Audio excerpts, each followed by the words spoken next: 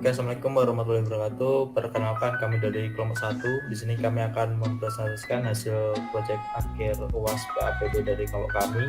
Di sini kami membuat sebuah aplikasi makanan menggunakan API.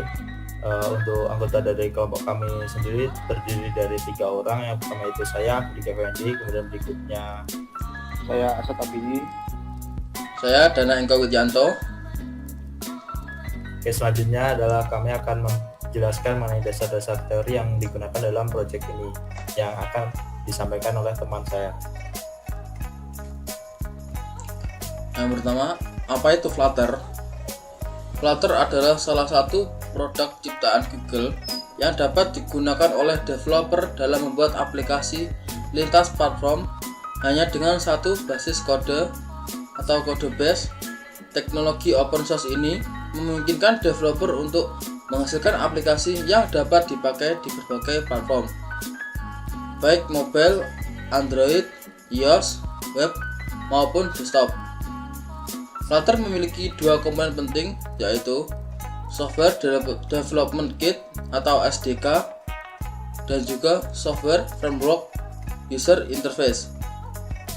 Yang pertama, Software Development Kit atau SDK merupakan sekumpulan tool yang dapat berfungsi untuk membuat aplikasi supaya bisa dijalankan di berbagai platform. Yang kedua, Framework UI merupakan komponen UI seperti teks, tombol, navigasi, dan lainnya yang dapat Anda custom sesuai kebutuhan.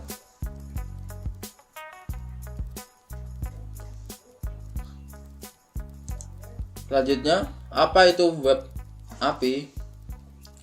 API adalah singkatan dari Application Program Interface, yaitu sebuah software yang memungkinkan para developer untuk mengintegrasikan dan mengizinkan dua aplikasi yang berbeda secara bersamaan untuk saling terhubung satu sama lain. Tujuan penggunaan dari API adalah untuk saling berbagi antar aplikasi yang berbeda tersebut. Tujuan penggunaan API lainnya yaitu untuk mempercepat proses pengembangan aplikasi dengan cara menyediakan sebuah function yang terpisah sehingga para developer tidak perlu lagi membuat fitur yang serupa.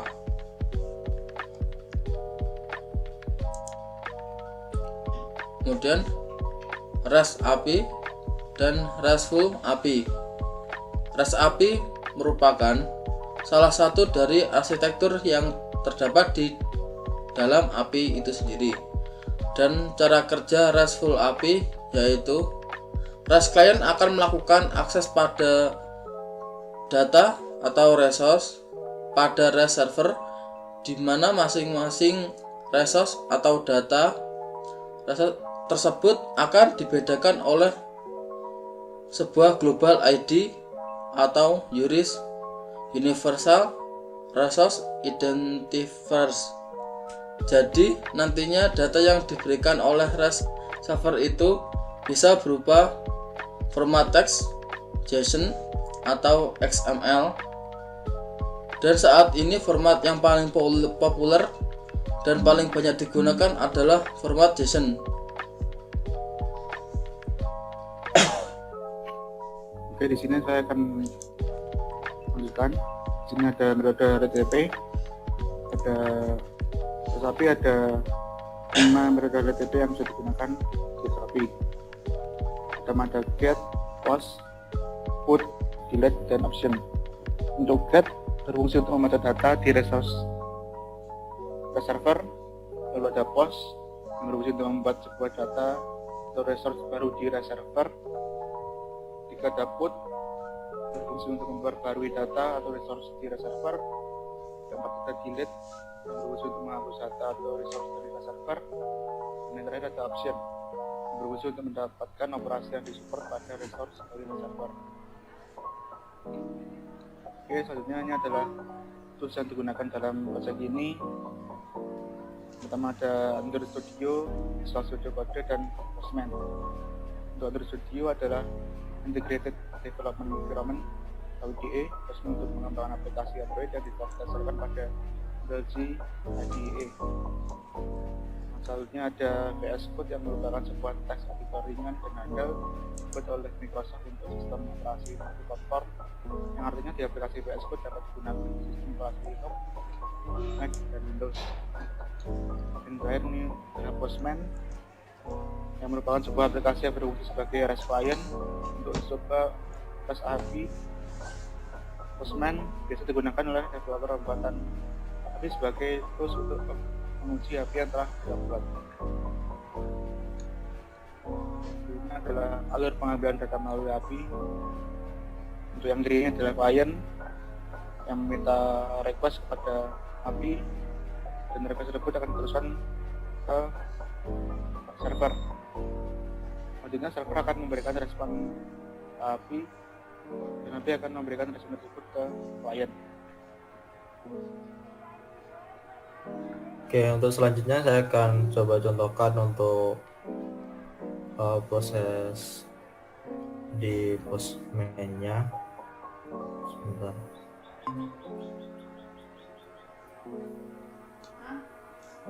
Oke, pertama saya akan buka Postman-nya terlebih dahulu. Jadi di sini kami menggunakan API dari website ini,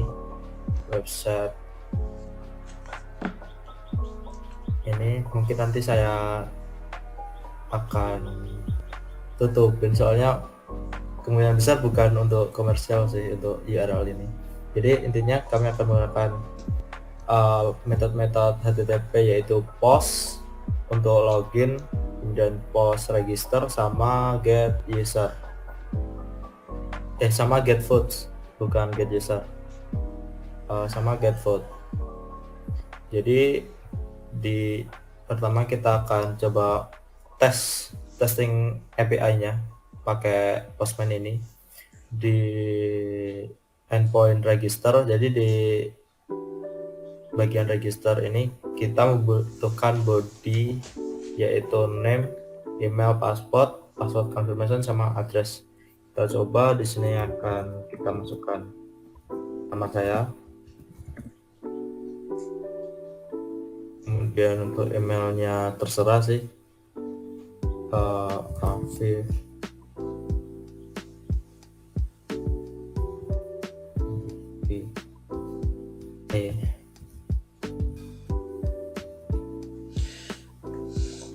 Dan untuk passwordnya biasa saja 1 sampai 8. Kemudian kita ulangi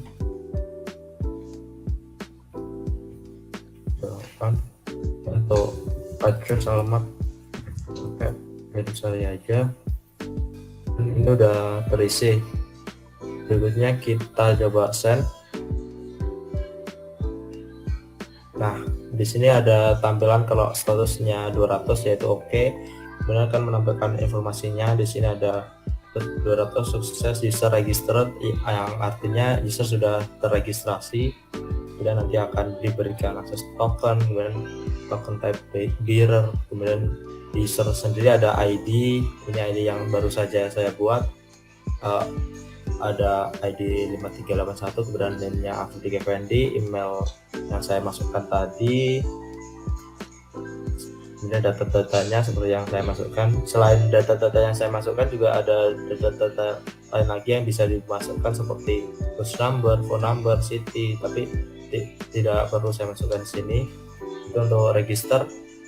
Ini tadi udah berhasil dengan email ini sama passwordnya 1-8. Sekarang kita coba login. Jadi di endpoint login ini kita coba masukkan emailnya yang terregister tadi sama passwordnya 1-8. Aksen. Nah, maka akan mendapatkan informasi kalau user sudah bisa login. Di sini ada datanya. Jadi data-data yang ditampilkan di registrasi tadi juga ditampilkan di login ini. Jadi itu untuk metode post, register, sama loginnya. Kemudian berikutnya untuk metode get-nya. Di sini get-nya kita akan mengambil data-data makanannya dari API. Jadi di API ada endpoint food, dimana ini isinya data-data dari makanannya. Coba kita sending request, maka akan menampilkan status code 200, dengan status sukses. Kemudian nanti ada di datanya ada ID 1, ada picture path atau URL gambarnya, kemudian nama makanannya, pizza ini, ada description, ingredient, price, rate, types, dan lain-lain. Tapi nanti yang kita gunakan adalah picture path, name, sama ingredient, sama price. Ya itu. Jadi ini ada data makanannya. Itu untuk proses uji dari IPA-nya menggunakan Postman. Sekarang kita lihat dari source code-nya. Jadi sama di dalam project ini terdapat di dalam lib terdapat 3 folder, yaitu model, page, sama service. Ini saya beda-bedakan. Jadi untuk model nanti untuk menampung data-data model dari user atau dari food, dari page nanti data-data dari halaman, kemudian service itu untuk menghandle HTTP request-nya. Jadi pertama kita lihat di main dulu. Di main seperti biasa kita buat sebuah status request dengan nama my app. Di my app ini kita return material app. Di material app kita panggil parameter home, di mana di home ini akan menampilkan login page. Jadi ketika aplikasi dijalankan akan langsung menampilkan halaman login page. Sebelum masuk ke dari tampilan aplikasi, kita lihat dulu di bagian folder model. Di folder model ini nanti sekarang aja akan dijelaskan oleh teman saya.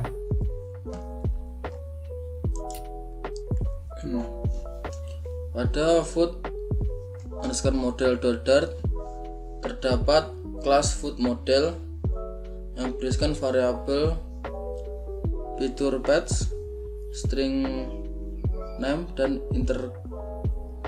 ingredient, lalu price atau harga.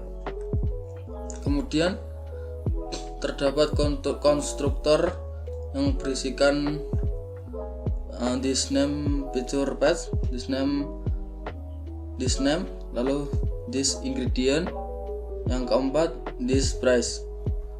Metode yang pertama dipanggil adalah konstruktor tersebut.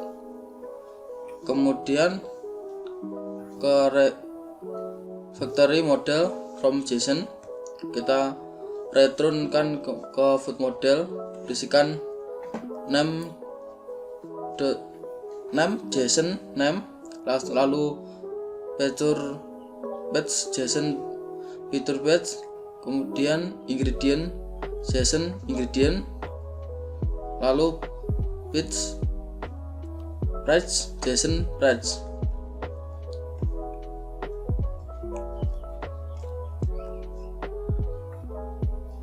Oke, saya di sini akan menjelaskan untuk user model Dart. Pertama di sini ada kelas user model yang berisi tipe kata string dan variabelnya. Pertama ada string name, string email, string password confirmation, dan string address. Lalu di bawahnya kita deklarasikan konstruktor untuk yang variabel di atas dan memanggilnya. Di sini ada name, email, password confirmation, dan address. Lalu untuk yang di bawahnya atau remove user model from JSON, kita return user model. Karena di bawah ini untuk name dari JSON name, email JSON email, password JSON password confirmation JSON confirmation, lalu address JSON address.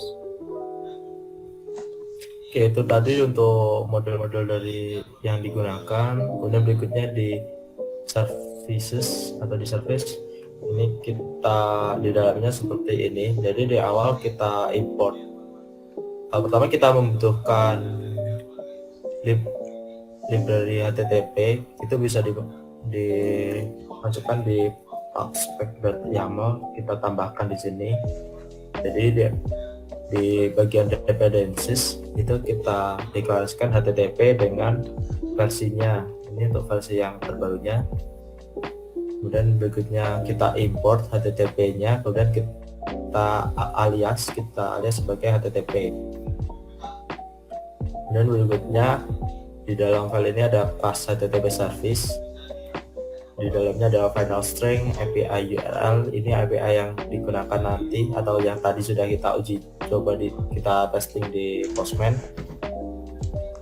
Kemudian berikutnya kita buat metode dengan feature dengan nama getData, kemudian async karena kita ini nanti asynchronous, kita async, kemudian var result, kita buat variable result, kemudian await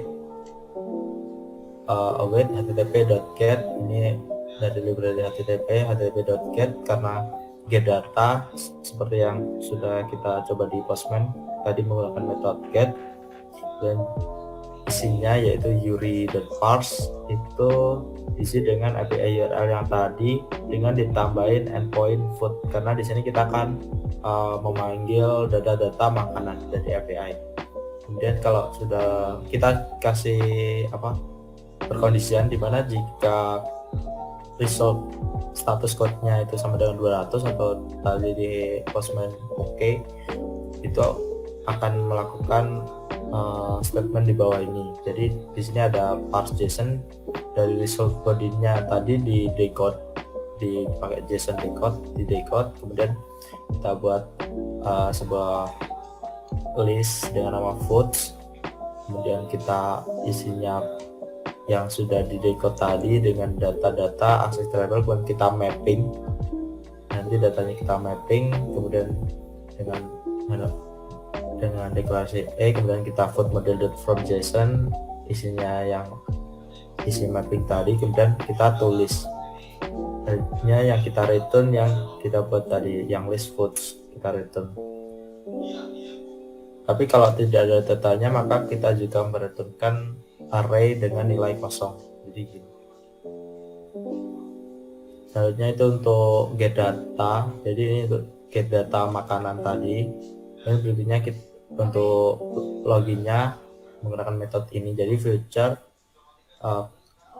tipe user model, kemudian login, kemudian di dalam parameternya kita inputkan email sama password karena saat login kita butuh email sama password, kemudian async dan var result await http.post karena bagian login sama register nanti menggunakan metode post dari HTTP, sedangkan yang get data tadi menggunakan metode get.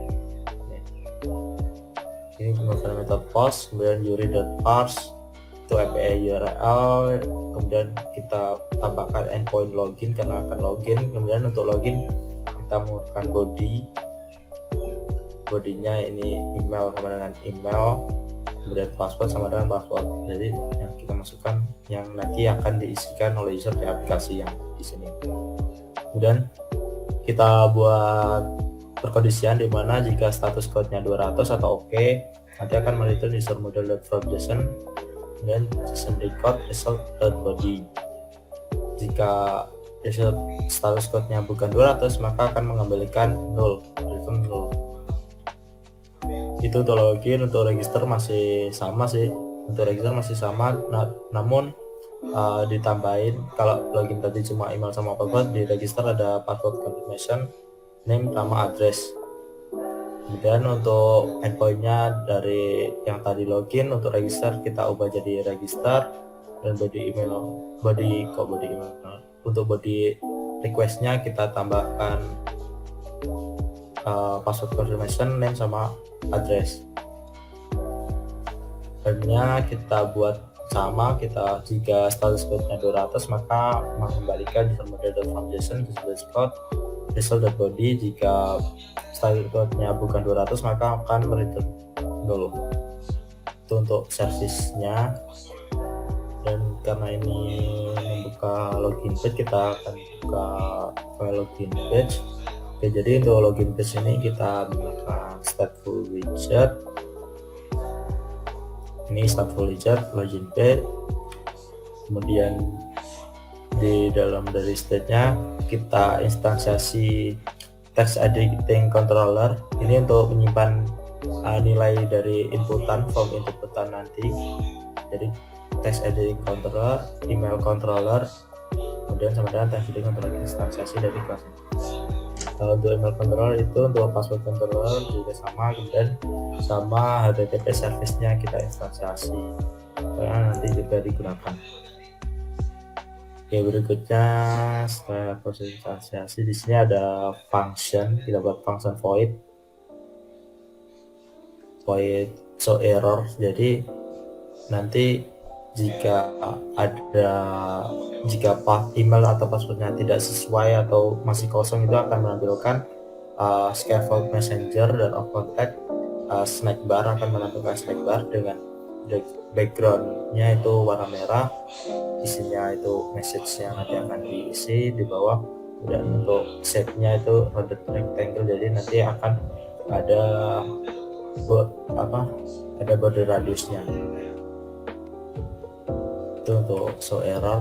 Kemudian langsung ke scaffold. Jadi di scaffold ini recess to avoid bottom insert ini agar jika kita menampilkan keyboard ini tidak akan merubah layout, tidak merubah ukuran dari layout, jadi tidak akan terjadi error kalau kita tambahkan recess to avoid bottom insert. Kemudian untuk background color, jadi untuk background color dari scaffoldnya itu warna putih, dan ada di body image-nya ada save area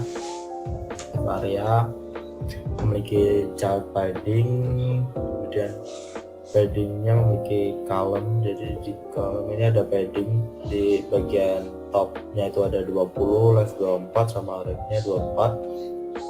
Kemudian di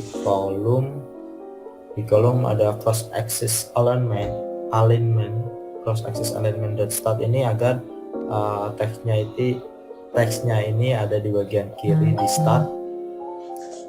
Kemudian berikutnya di kolom ada children, yaitu text. Pertama ada text login, ini kita buat font size-nya adalah 34. Kemudian ada text ini untuk words-nya default. Kemudian berikutnya ada gambar ini. Untuk gambar ini itu yang bagian ini codingannya center, kita taruh di tengah. Kemudian child image.assets, nah ini memanggil dari file asset dengan gambar food.png, ini nanti akan melakukan ini. Setelah gambar itu nanti ada teks email, ini bagian ini teks email. Untuk padding ini sudah mengikuti yang sebelumnya, jadi ini ada padding vertikal 30, jadi ada di topnya itu 30 sama bottomnya 30. Kemudian ini teksnya, kemudian di bawah teks email ada text field, jadi di sini kita menginputkan datanya, form inputannya di text field ini. Di text field butuh parameter controller ini, dimana ini akan isinya email controller yang sudah kita instansi di atas tadi. Kemudian untuk keyboard type-nya text input email address, itu biar kalau kita menampilkan keyboard ya itu ada add-nya, jadi sudah layout untuk menginputkan email. Kemudian untuk dekorasinya seperti berikut, jadi ada padding, content padding ini bagian dalamnya, padding yang di dalamnya input, content padding. Kemudian fill itu jadi ada isiannya, fill colornya warna ini.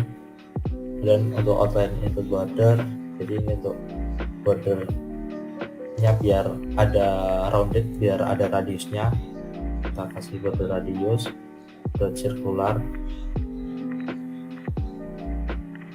Kemudian berikutnya teks password, ini masih sama seperti email tadi, cuman di sini controllernya kita ganti password controller, sama kita kasih secure text. Jadi jika kita menginputkan di email nanti kan ditampilkan datanya, tapi kalau di password kan langsung tampilkan data disamarkan kayak gini untuk isiannya. Itu dari parameter obscure text true. Itu untuk password. Berikutnya itu bottomnya ini Jadi di bottom ini kita kasih rounded circular berradius circular 20, kemudian warnanya kita buat colors di purple, jadi warnanya agak purple yang dalam. Kemudian untuk isiannya text button, kemudian jika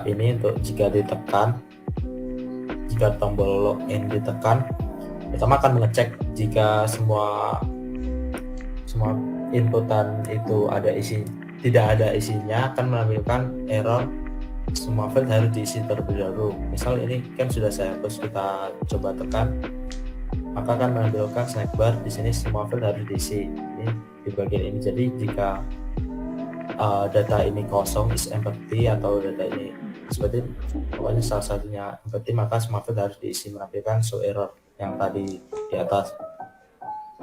Kemudian berikutnya kita instansiasi user model dengan nama user, kemudian await HTTP service. Ini yang HTTP service tadi yang loginnya kita panggil dengan isian parameter email sama password karena membutuhkan dua itu untuk login. Kemudian untuk melakukan pengecekan ada if user sama dengan 0, itu akan menampilkan email atau password salah. Jadi kalau user atau passwordnya itu tidak ada di API atau di database server, maka akan menampilkan error email atau password salah.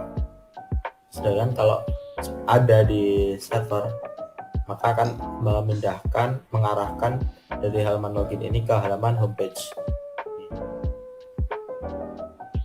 Misal kita buat salah ya, ini tadi kan yang kosong, sekarang kita buat salah.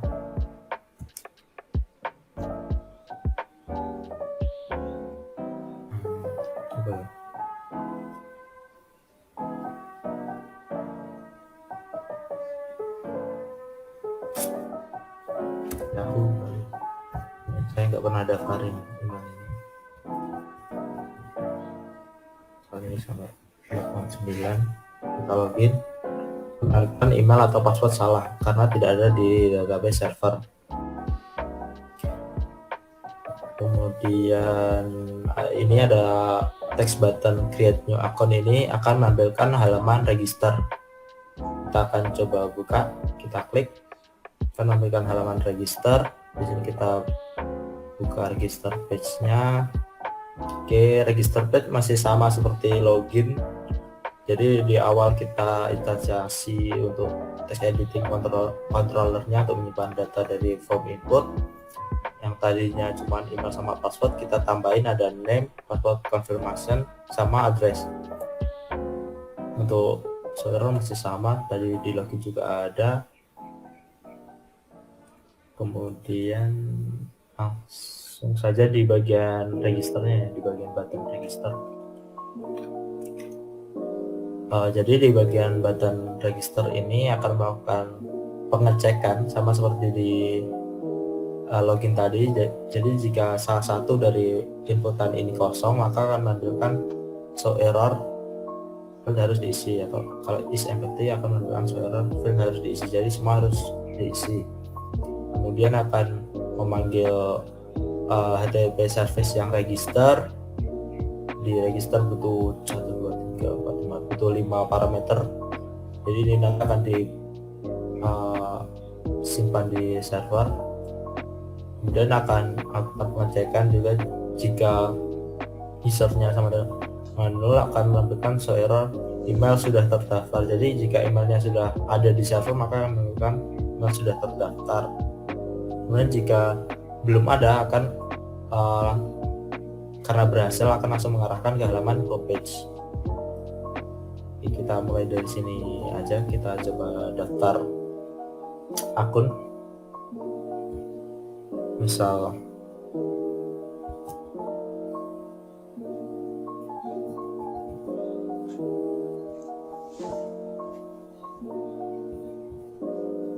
namanya, kemudian password terserah, email address terserah, password email address terserah, kemudian password biasa saja 1 sampai 8, ini juga sama 1 sampai 8, addressnya mana ya, terus Kanigoro. Jadi untuk datanya di halaman register ini kita coba register. Nah, karena usernya masih belum ada, kita baru nyimpan dan berhasil disimpan, akan langsung menampilkan ke halaman homepage. Di halaman homepage ini sendiri juga sama. Di sini kita menggunakan HTTP service get yang tadi kita mengambil data makanannya ini dari API. Jadi kita buka di homepage. Nah, di homepage ini kita pakai stateful ya.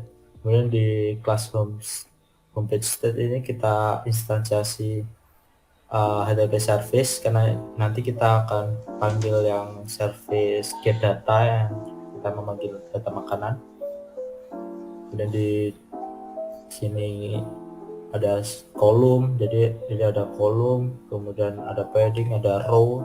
Karena ini kalau scroll aksisnya ke samping, maka kita menggunakan widget row. Jadi kalau kita scrollnya ke samping gini pakai widget row, yang ini bagian ini row, ini row, kemudian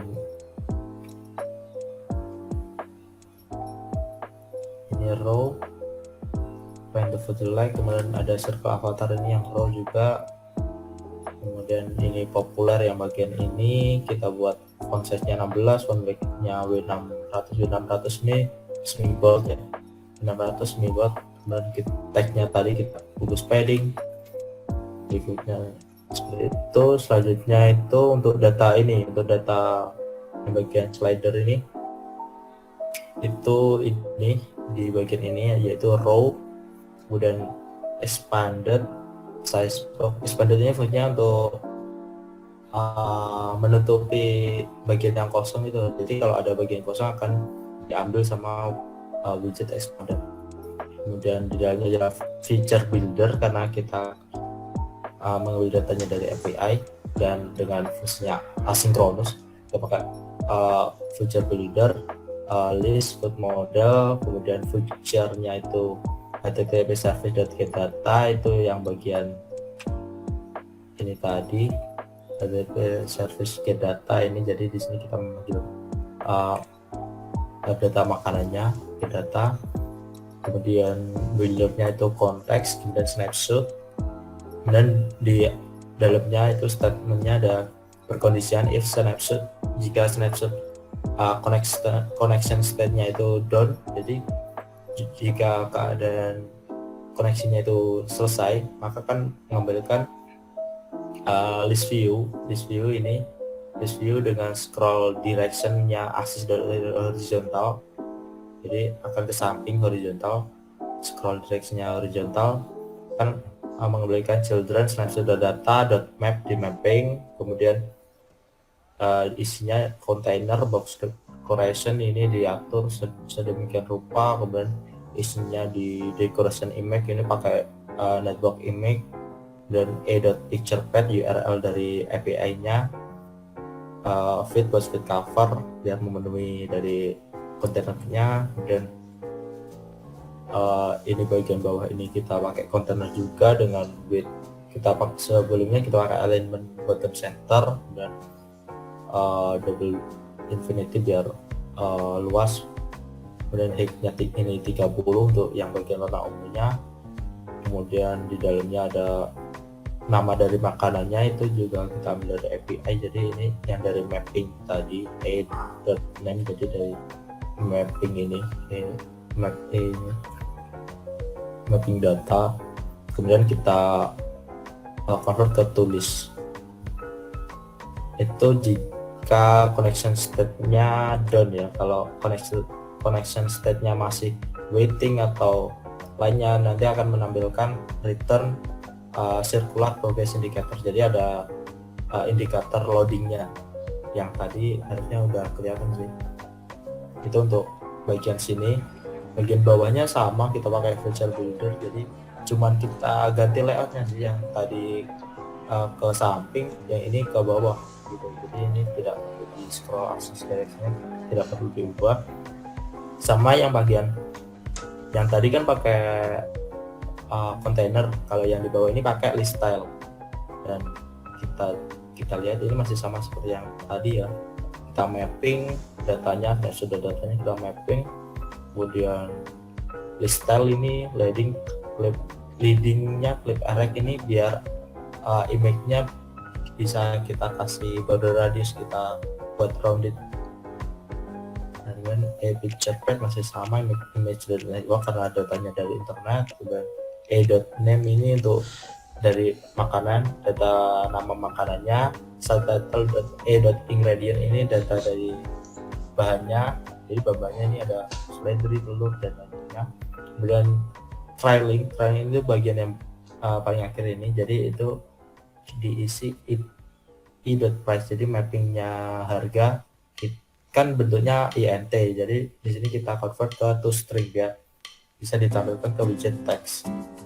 Dan ini tadi juga sama ditulis, jadi jika connection state-nya belum selesai maka akan menampilkan circular progress indicator atau loading, simbol loading.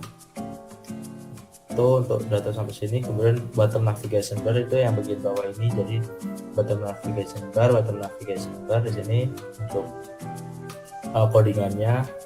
Dan itemnya di masing-masing item kan ini ada 4, jadi di sini bagiannya ada aset nav 1, nav 2, nav 3, nav 4 sama icon. Dan untuk bottom navigation bar-nya di sini sendiri kita menggunakan aset image, jadi dari aset. Nah ini ada nav 1, nav 2, nav 3, nav 4, kita panggil di sini aset image, icon, aset image. Untuk yang 1, 2, 3 ini belum saya kasih on press indikator ya, kalau diklik jadi belum melakukan apa-apa gitu. Tapi yang paling akhir ini untuk keluar udah saya kasih on press, jadi kalau keluar akan navigator dan off, jadi akan keluar ke halaman sebelum kita masuk ke homepage ini. Jadi itu tadi ya, coba kita keluar. Nah oke, berhasil.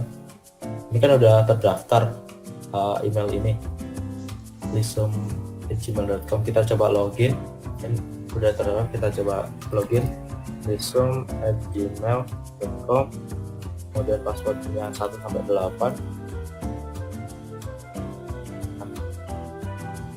Nah ini circular progress indicatornya tadi muncul, dan ini karena usernya sudah ada di API atau di server maka berhasil login. Kalau coba untuk maksudnya saya tambahin 9, jadi harusnya salah ya, nah, maka akan menampilkan email atau password salah. Jadi sudah cocok sama perkondisian yang kita bilang tadi.